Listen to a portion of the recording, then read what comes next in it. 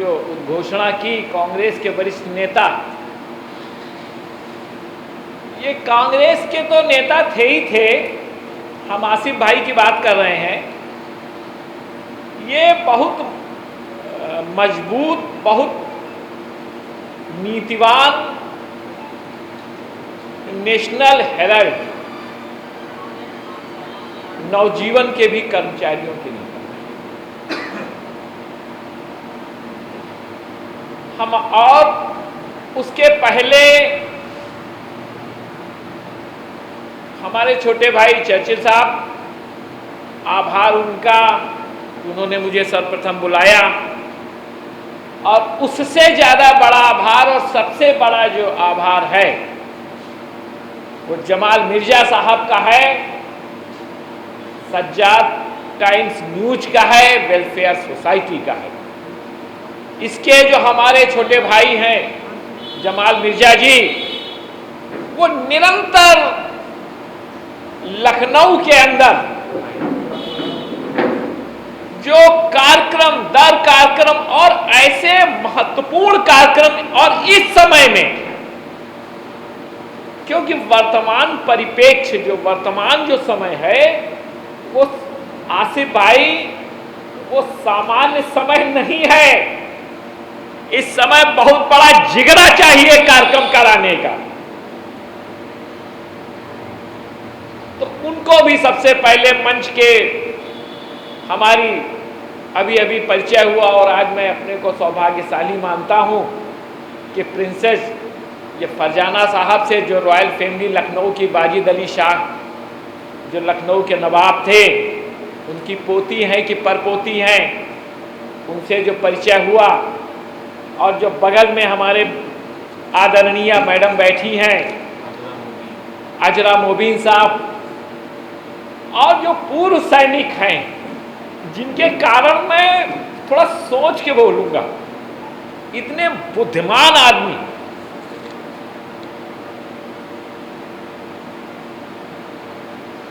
अतहर साहब, और यहां पर आए हुए सभी लोगों, अपनी बात मैं प्रारंभ करने से पहले और अपने को समय में बांधने से पहले मैं एक चीज थोड़ी अपनी जो ये सभा की है, क्योंकि सर्वप्रथम नाम मेरा ही हुआ, जमाल साहब का आदेश है और चर्चिल साहब तो छोटे भाई हैं, इनका जो आदेश है, पूरे मंच का आदेश है, ये कोई चूक नहीं है यहाँ की। वो चूंकि विधि का विधान है, वो मेरे ही हाथों से लिखा है, तो मैं इस सेमिनार के लिए, आसिफ भाई मैं आपसे संबंधित हूं, संबोधित हूं, आप सोच कहीं दूसरी ओर रहें। आसिफ भाई का नाम अध्यक्षता के लिए प्रपोज करूं या लखनऊ की रॉयल फैमिली की जो फरजाना साहब का मैं करूं, तो आज चूंकि आसिफ भाई तो निरंतर मिलते ही रहते हैं, ये हमारा सौभाग्य है कि मैडम फरहाना जो वाजिद अली शाह साहब के परिवार की हैं, और गोमती नगर में अभी उनके शौहर साहब से भी उन्होंने हमारी भेंट कराई, तो मैं अध्यक्षता का नाम अपनी ओर से और इस मंच की ओर से और आसिफ भाई की ओर से और सबकी ओर से, जमाल साहब, चर्चिल, सबकी ओर से मैं, क्योंकि बगैर सेमिनार हो, गोष्ठी हो, बगैर अध्यक्षता के, तो आप सब लोग सहमत हैं? हाथ उठाइए जरा, अगर सहमत हैं तो जोरदार ताड़ियों के साथ। फरजाना जी, आज आप इस 2 अक्टूबर में महात्मा गांधी जी की 154वीं वर्षगांठ में, जैसा चर्चिल साहब ने बताया, आप अध्यक्ष मुकर्रर की जाती, और ये हम सब लोगों का सौभाग्य। महात्मा गांधी जी के संदर्भ में मैं नहीं समझता हूं कोई व्यक्ति बोल पाएगा। आप उनको जितना पढ़ते जाइए उतना ही कम है। क्यों वो अतार साहब, एक युग का नाम महात्मा गांधी और युगों के युगों का नाम भी महात्मा गांधी। इसके पहले कि मैं अपने उद्बोधन का प्रारंभ करूं, मैं आप सब लोगों से पूछता हूं कि मेरे पास कितना समय है? तो समय है? धन्यवाद। आप अपने यहां भी बुलवाया कीजिए। नहीं, हमेशा बोले आपके यहां। छोटे भाई हैं, छोटे भाई हैं आपके, और बड़ा स्नेह है हमारा आपसे। महात्मा गांधी जी के जीवन के कई पहलू, एक तो सामान्य पहलू हैं, वो चर्चिल साहब ने बता ही दिया। 1869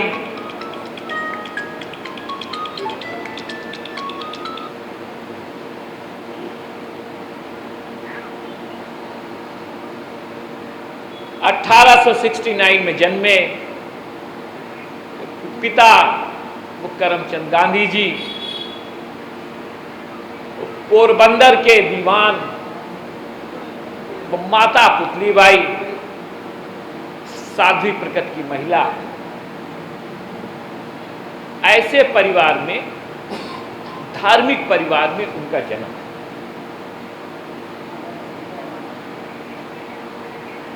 पढ़ाई लिखाई में बड़े औसत दर्जे के थे महात्मा गांधी। क्यों जमाल साहब, क्यों अतार साहब?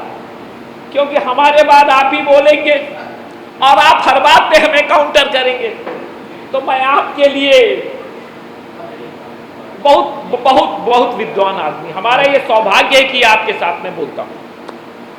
हमारा ये भी सौभाग्य है कि मैं आसिफ भाई के साथ बोलता हूं, सब लोगों के साथ।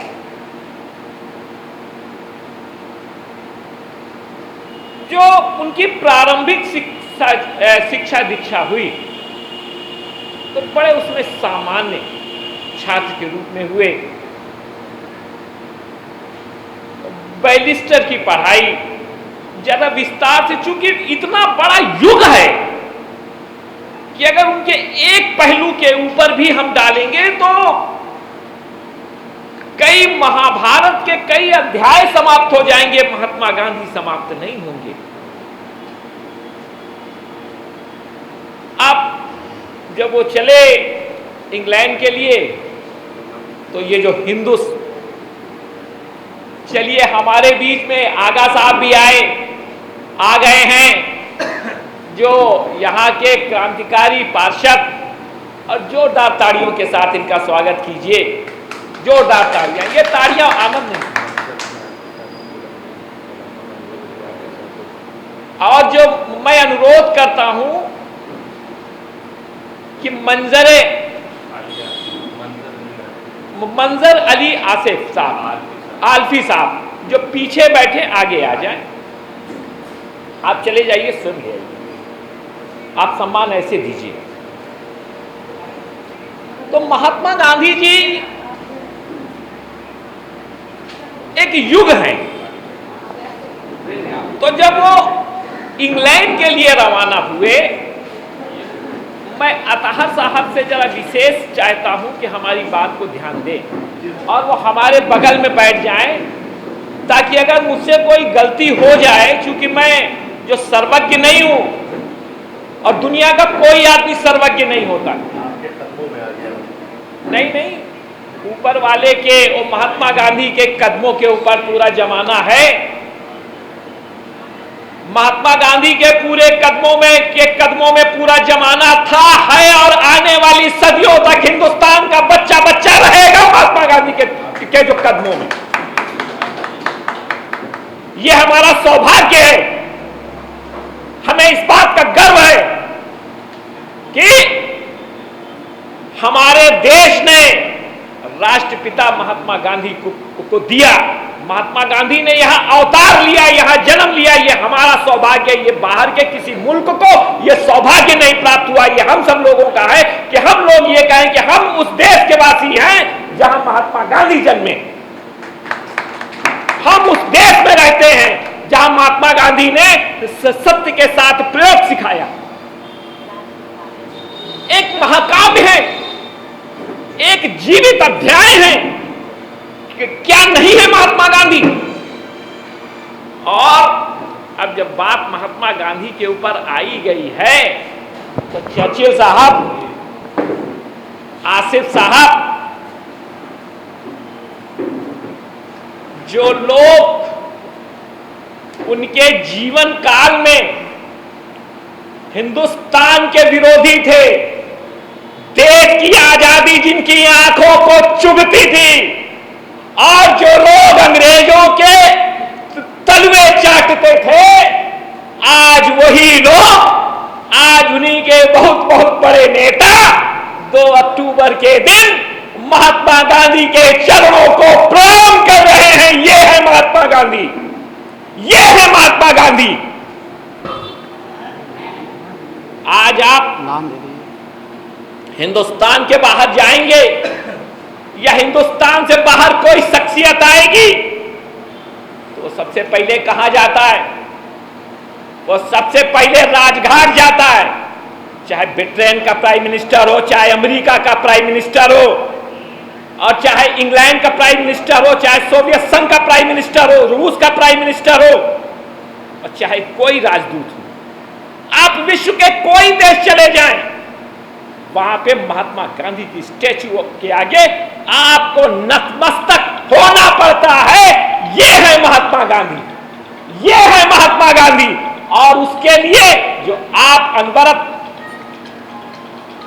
ये जो कार्यक्रम दर कार्यक्रम महात्मा गांधी का कराते जा रहे हैं जमाल मिर्जा साहब, और आपके जो सौजन्य से हमें भी अपनी भावनाएं रखने का, सब लोगों को जो अपनी भावनाएं रखने का अवसर प्राप्त हो रहा है, इसके लिए आप सबसे ज्यादा बधाई के पात्र हैं। तो महात्मा गांधी जी जब विदेश गए तो बहुत से जो हर धर्म में कुरीतियां होती, मतलब महात्मा गांधी जी की जीवनी के कितने आयाम हैं। तो वहां पे हिंदू धर्म के हिसाब से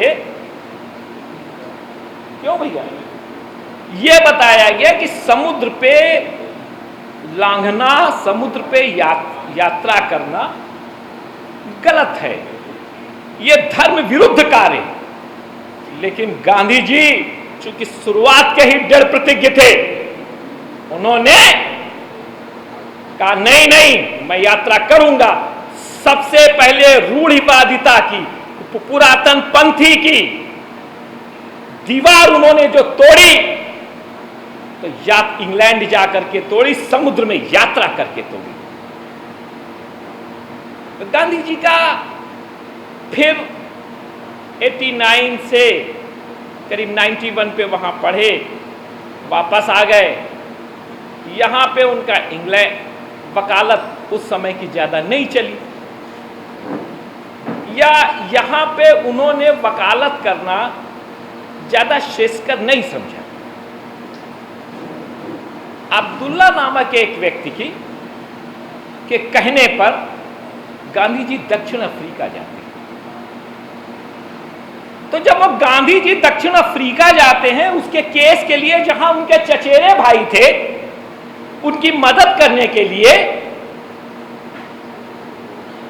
तो एक बार वो जोहान्सबर्ग के पास ट्रेन से यात्रा कर रहे थे। तो जब वो ट्रेन से यात्रा किए फर्स्ट क्लास में, वो प्रिंसेस मैडम जी, तो वहां के टीटी, चूंकि वो भी सब गोरे लोगों के शासन में था और हमारा देश भी गोरे लोगों के अधीन में,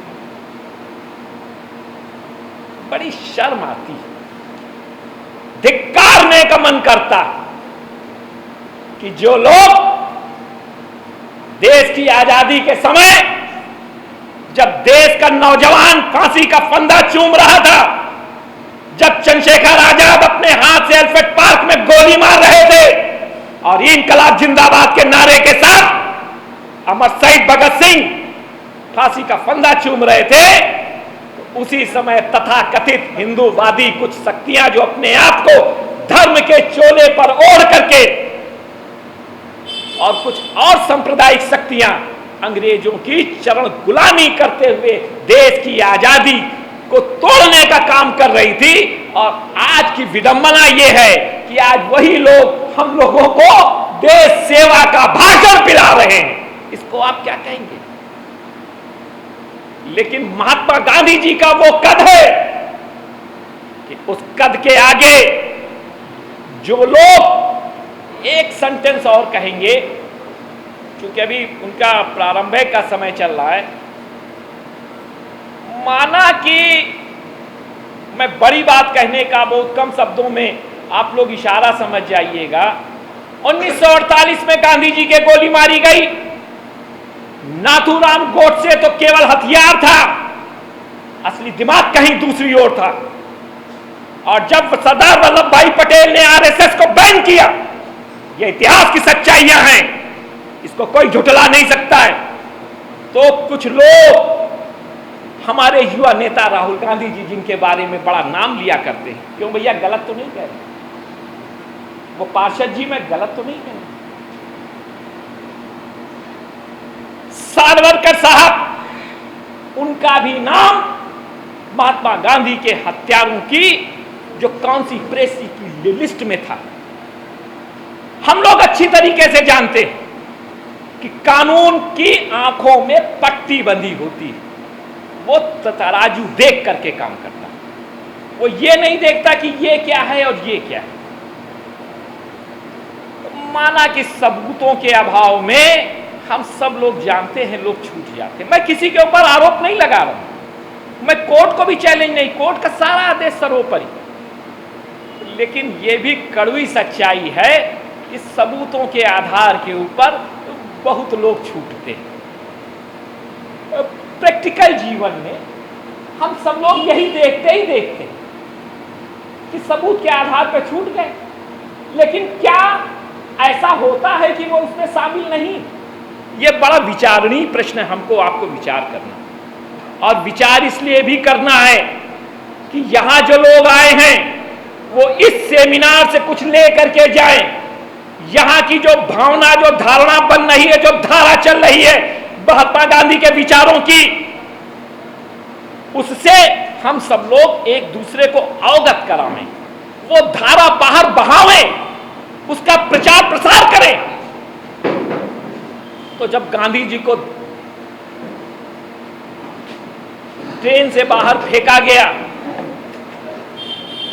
तो आहत मन, आहत भावनाएं और आहत भारत का स्वाभिमान, और उस आहत भारत का स्वाभिमान जो यहां से भी दास्ता की गुलामी का शिकार था, लेकिन गांधी जी ने वहां समझौता नहीं किया। गांधी जी ने वहां पे भारतीयों को एकत्र किया और आंदोलन किया, असहयोग आंदोलन किया। हमारे बीच में मेहंदी भाई भी आए हैं और मैं चाहता हूं वो मंच के ऊपर आवे।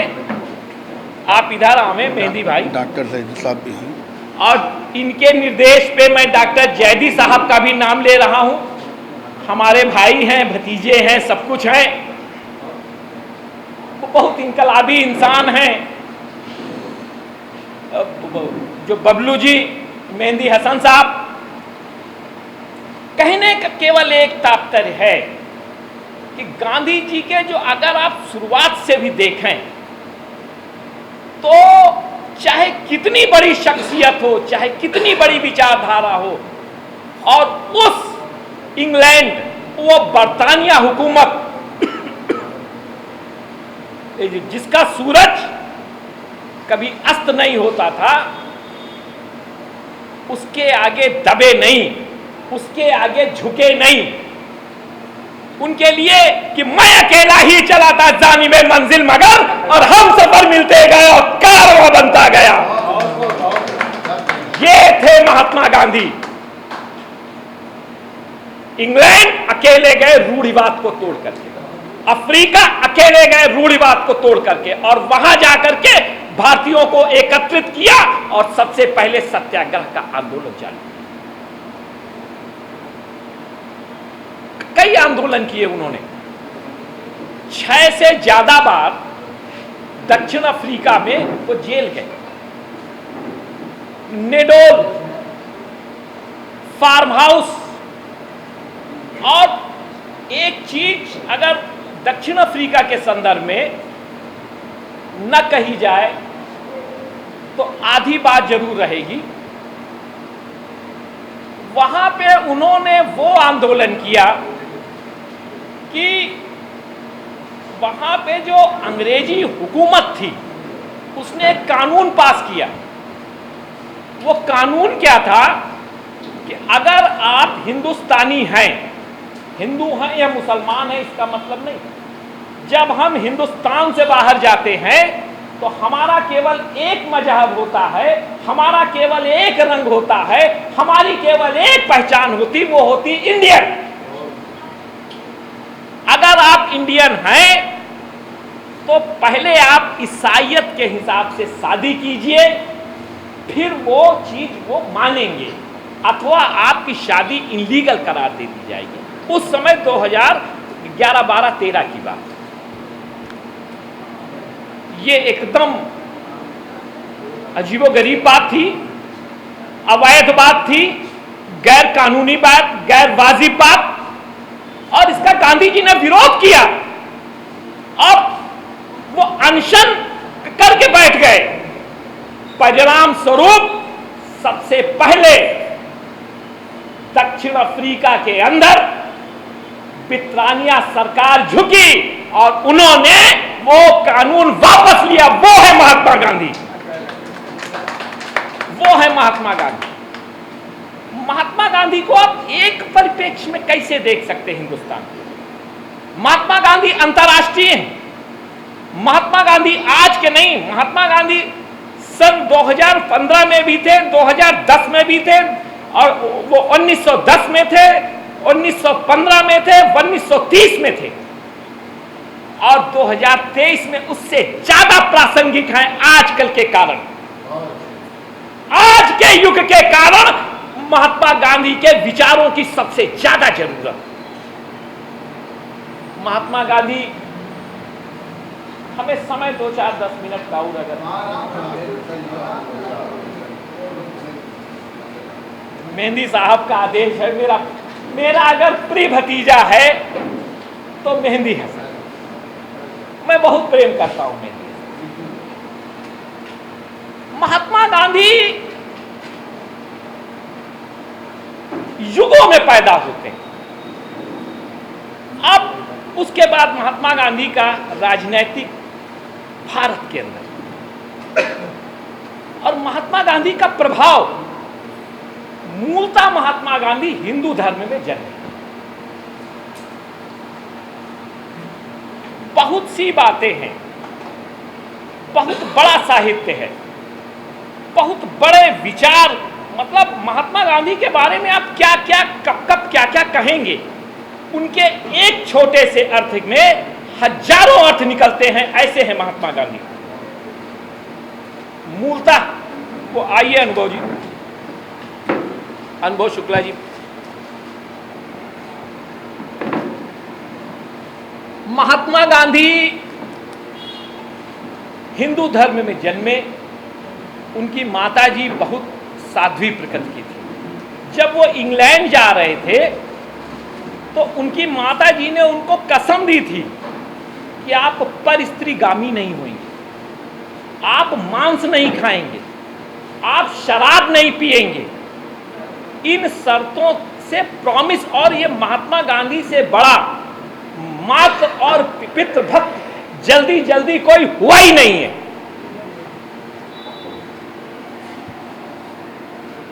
तो इन कस्मों से बंध करके महात्मा गांधी, दूसरा महात्मा गांधी के ऊपर जो सबसे बड़ा प्रभाव रहा वो जैन धर्म का रहा।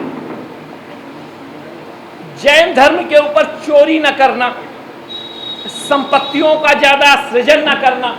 मेहंदी भाई गलत तो नहीं कह रहे। जीव हत्या न करवाना और न करना। महात्मा इन सब चीजों का, और झूठ न बोलना, बौद्धों का जो असर रहा, बौद्ध धर्म का जो असर रहा महात्मा गांधी के ऊपर, चूंकि बौद्ध धर्म, जैन धर्म, ये सब हिंदुस्तान के हैं, हिंदुस्तान के ही है ना भैया, आपसे कह रहे हैं। तो जीव हत्या, अहिंसा, उनका प्रभाव उनके ऊपर बौद्धों का। इस्लाम की बंधुत्व से, इस्लाम की जो बंधुत्व की भावना है कि सब लोग एक साथ बैठ के खाते हैं, बड़े और छोटे का कोई बड़ा आदमी है, आप किसी मस्जिद में चले जाइए। आज मैं अरे हम लोग भी इसी पुराने लखनऊ के हैं। फरजाना मैडम, हमारे यहाँ तो मेरे तो 90% आप ही लोगों के साथ, और मेरे दिमाग में क्यों मेहंदी भाई, आप तो मेरे भतीजे हैं, चर्चिल साहब। तो अगर आप मस्जिद जाइए, इस्लाम की आप खूबसूरती देखिए। अगर हिंदुस्तान का शहंशाह भी आएगा और नमाज में उसके आगे की पंगत खड़ी है, तो वो अपनी पंगत में पीछे की ओर बैठेगा। ये इस्लाम की खूबसूरती, ये इस्लाम की खूबसूरती। महात्मा गांधी ने इस्लाम से ये लिया। जो करबला की लड़ाई हुई, और जो करबला की लड़ाई में मोहम्मद साहब के बच्चे शहीद हुए, उनके सारे रिश्तेदार गए, काहे की लड़ाई के लिए? सत्य की लड़ाई के लिए।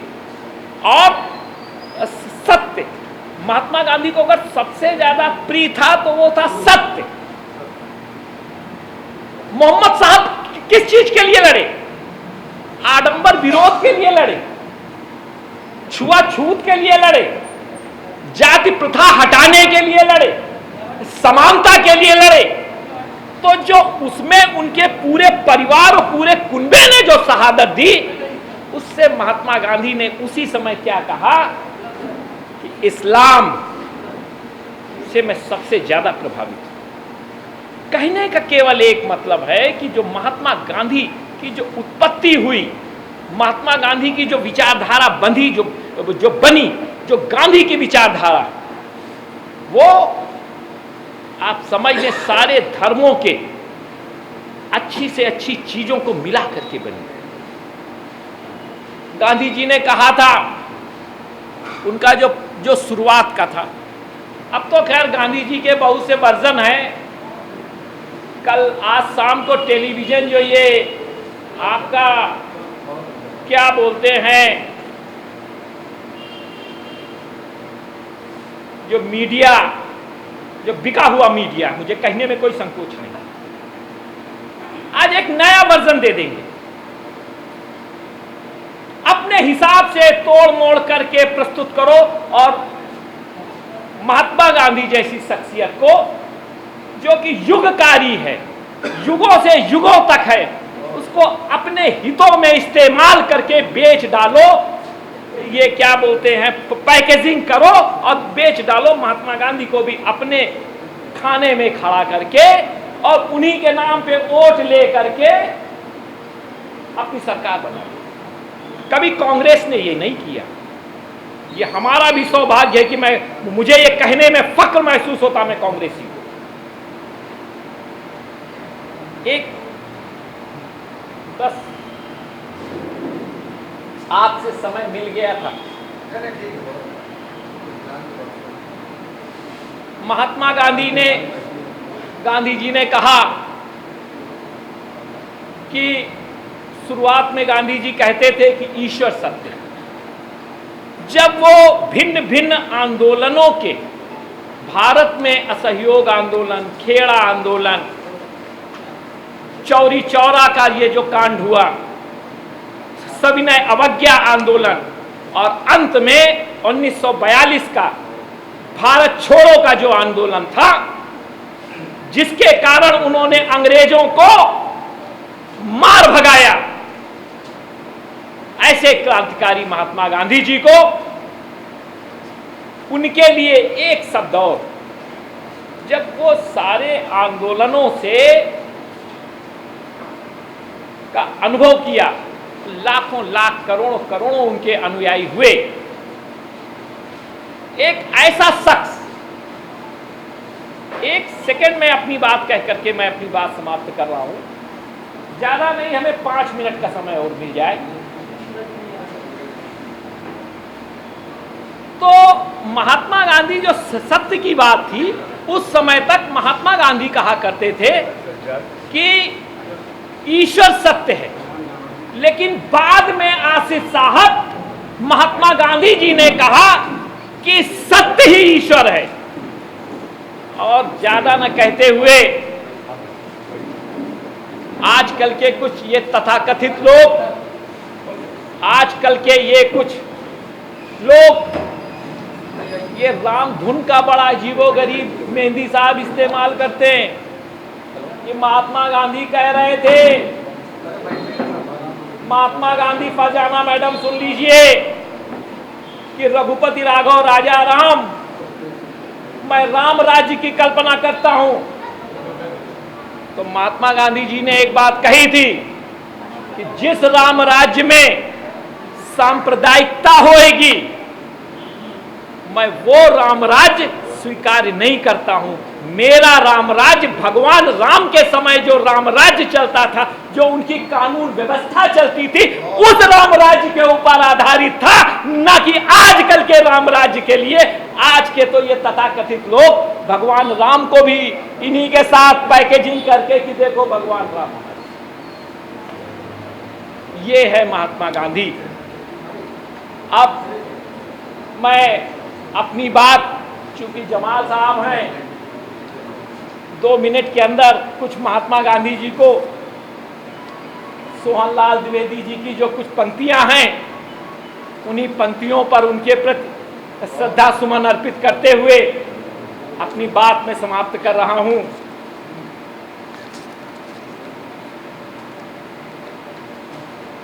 सोहनलाल द्विवेदी जी की जो इन पंक्तियों को कि चल पड़े जिधर दो डगमग से चल पड़े कोटि पग उसी ओर, गड़ गई जिधर भी एक दृष्ट पड़ गई कोटि द्रग उसी ओर, जिसके सिर पर निज धरा हाथ उसके सिर रक्षक कोटि हाथ, जिस पर निज मस्तक झुका दिया झुक गए उसी के कोटि माथ। युग बढ़ा तुम्हारी हंसी देख, युग रुका तुम्हारी भ्रुकुट देख, तुम अचल मेखला बन भूखी खींचते काल पर अमित रेख। तुम बोल उठे युग बोल उठा, तुम बोल उठे युग बोल उठा, तुम मौन रहे युग मौन रहा। कुछ कर्म तुम्हारे संचित कर, युग कर्म जगा युग कर्म तना, युग परिवर्तन युग संस्थापक, युग संचालक युग युगाधार, युग निर्मल युग युग तुम्हें पूर्ति, युग युग तक युग का नमस्कार। जय हिंद, जय भारत और जय महात्मा गांधी।